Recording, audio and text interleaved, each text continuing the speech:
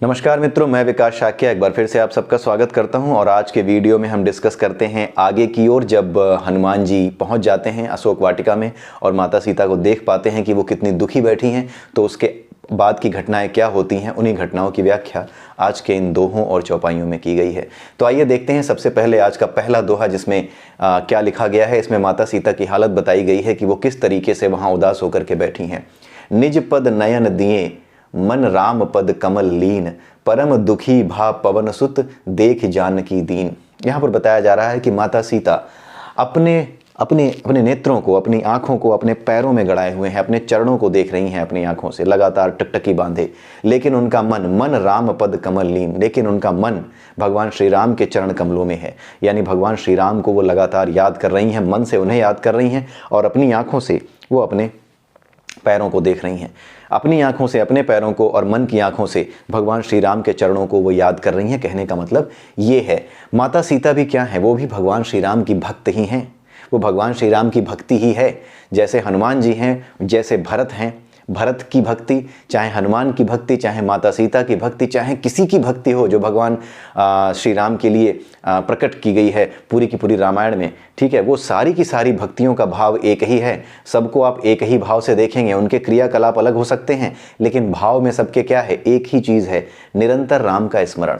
चाहे हनुमान जी उधम मचा रहे हैं, लंका में तोड़फोड़ मचा रहे हैं, तब भी जय श्री राम। मन में भाव राम का ही है कि मेरा कोई काम नहीं, जो काम है वो राम का है, राम जाने, हम तो बस कर रहे हैं। जब वो कर रहे हैं तो प्रेरणा खुद राम बन जाते हैं।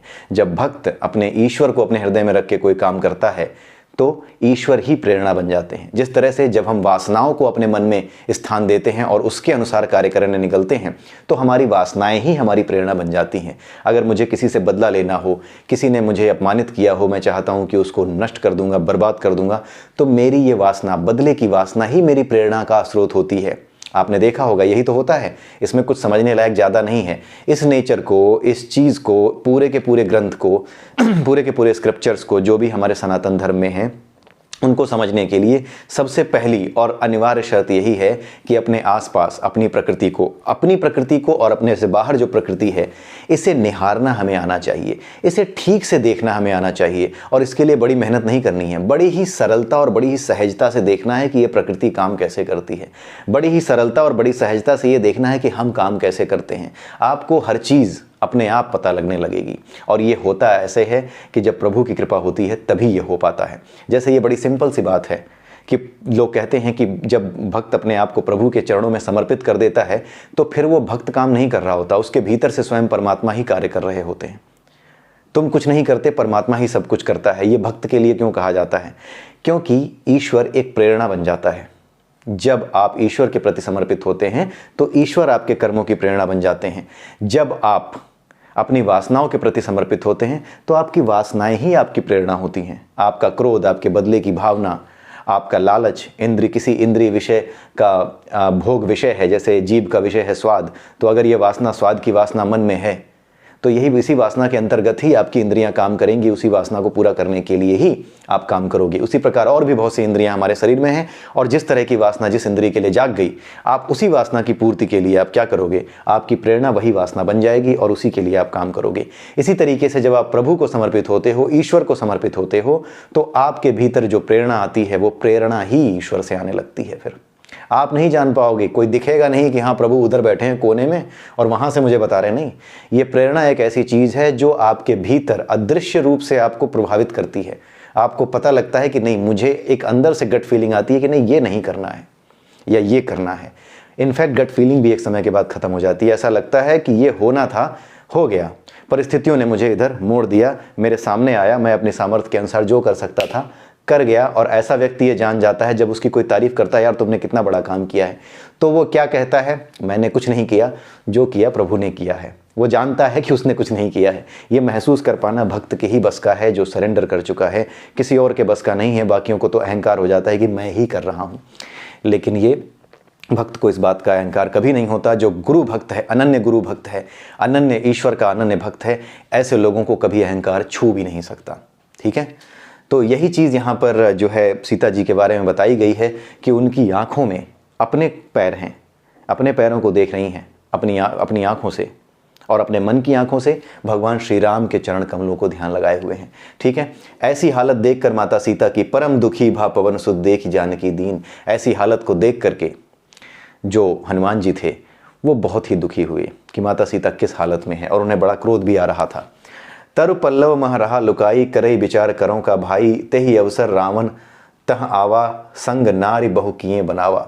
अब उसी समय हनुमान जी ने देखा कि रावण अपनी बहुत ढेर सारी स्त्रियों के साथ खुद सज धज करके, बिल्कुल दूल्हा बन करके वो माता सीता के सामने आता है, और उसके साथ में बहुत सी स्त्रियां जो लंका की हैं वो भी साथ में आती हैं। और फिर वो क्या करता है, बहुविधि लख सीता ही समझावा, साम दाम दम भेद दिखावा। वो वहाँ आकर के हनुमान जी कह रहे हैं, तुलसीदास जी ये बता रहे हैं कि हनुमान जी ने देखा कि रावण वहाँ आता है और अलग अलग तरीके से माता सीता को समझाने का प्रयास करता है। साम दाम दम भेद दिखावा, साम दाम दंड भेद की बात यहाँ की गई है, यानी वो रावण इतना बड़ा वासना में घिरा हुआ व्यक्ति बन चुका है इस समय कि अपनी इस वासना को पूरा करने के लिए माता सीता के ऊपर वो साम दाम दंड भेद, ये जो राजनीतिक प्रपंच होते हैं, जो राजनीतिक जो है ये साम दाम दंड भेद तरीके होते हैं, जो डिप्लोमेटिक टूल्स होते हैं, इनका वो इस्तेमाल कर रहा है, पॉलिटिकल टूल्स का इस्तेमाल कर रहा है केवल और केवल माता सीता को बहकाने के लिए, उन्हें किसी तरीके से इस बात के लिए तैयार करने के लिए कि वो उनसे विवाह कर लें। ठीक है, पूरी तरह से निर्लज्जता की हर हद उसने पार कर रखी थी। कहु रावण सुनी सुमुख सयानी, मंदोदरी आदि सब रानी। अब रावण ये कहता है कि सीता मैं तुम्हें बताता हूँ, माता सीता से कहता है कि सीता मैं तुम्हें बताता हूँ कि मंदोदरी आदि सब रानी, जितनी भी रानियां हैं मेरे महल में, उन सभी को तब अनुचरी करऊं पन मोरा, एक बार बिलोक मम ओरा। मैं उन सभी रानियों को मंदोदरी समेत तुम्हारी दासी बना दूंगा, तुम मुख्य पटरानी होगी, ऐसा माता सीता से वो कहता है। इतना ज़्यादा लस्ट से घिर चुका है रावण कि वो कैसी बातें कर रहा है, निर्लज्जता की हर सीमा पार कर रहा है। आप देख सकते हैं कितना क्रोध एक भक्त को आता होगा जब वो रावण की ऐसी बातें सुनता होगा। तब अनुचरी करऊं पन मोरा, एक बार बिलोक मम ओरा। मैं जितनी भी रानियां हैं उन सबको तुम्हारी दासी बना दूंगा, एक बार तुम मेरी ओर देखो तो सही, ऐसा वो कह रहा है। तृण धरि ओट कहति बैदेही, सुमिर अवधपति परम सनेही।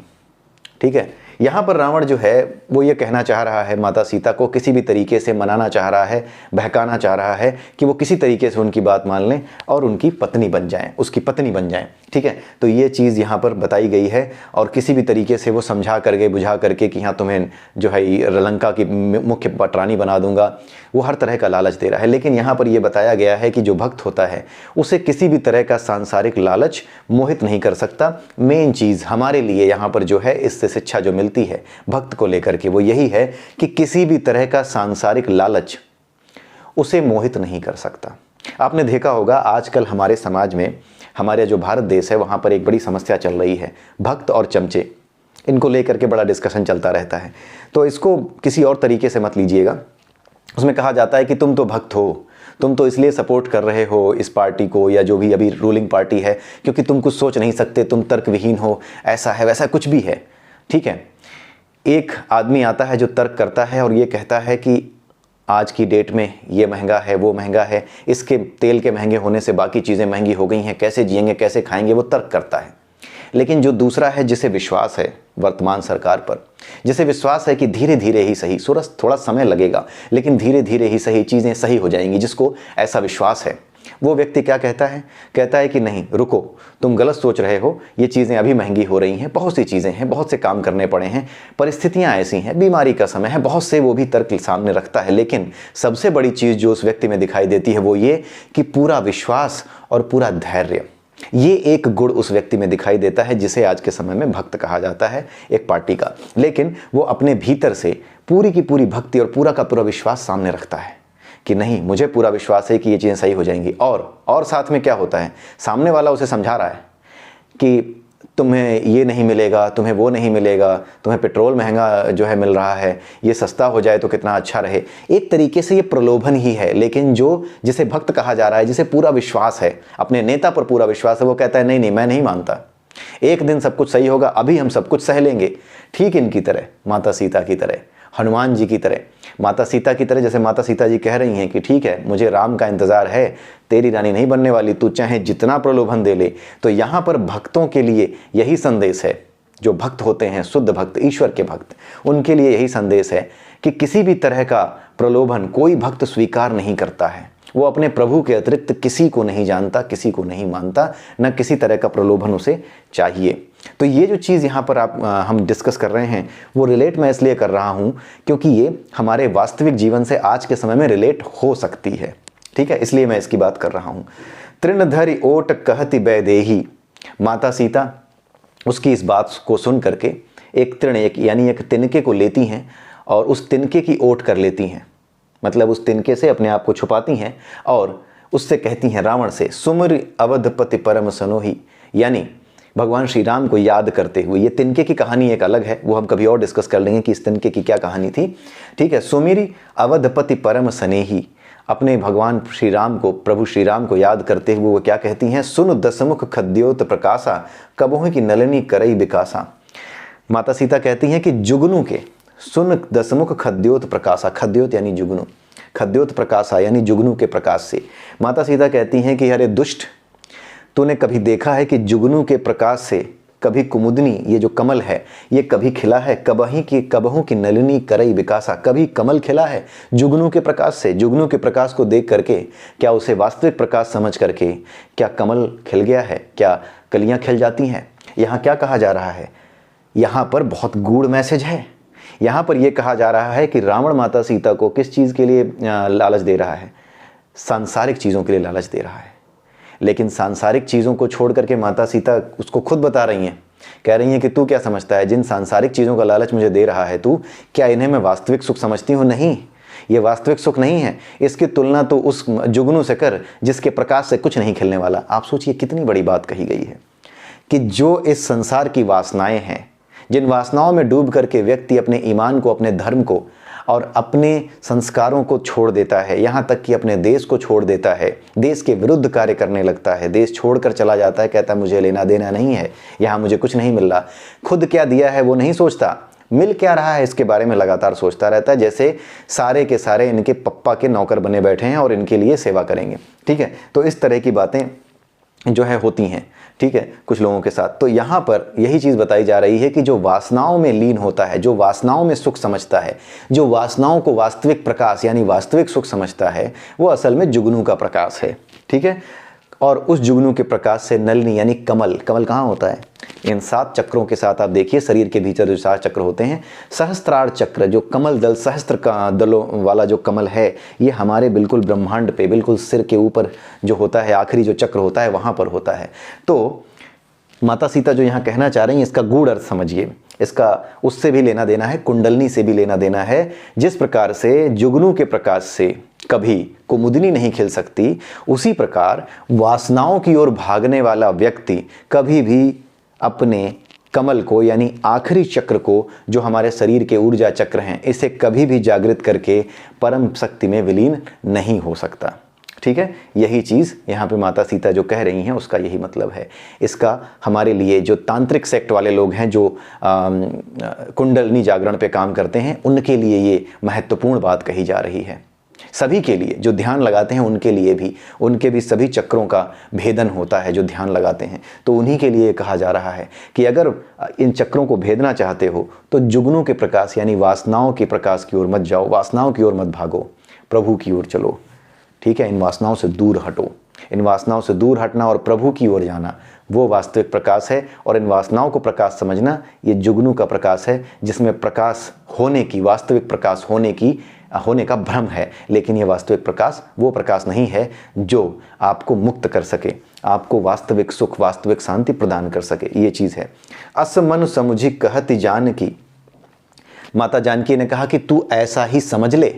ठीक है, रावण के लिए कहा कि तू ऐसा ही समझ ले, क्योंकि तुझे भगवान कि मैं तुझे नहीं मिलने वाली, तू ऐसे ही समझ ले कि मैं तुझे नहीं मिलने वाली। खल सुधि नहीं रघुबीर बाण की, अरे दुष्ट, तुझे भगवान श्री राम के जो बाण हैं, जो धनुष से निकलने वाले तीर हैं, उनकी तुझे कोई सुध नहीं है कि वो क्या हालत करते हैं शत्रु की। ठीक है, तो यही चीज़ यहाँ पर माता सीता उसको समझाती हैं। वो उनको समझाने आया था, माता सीता ने उसको धमका दिया।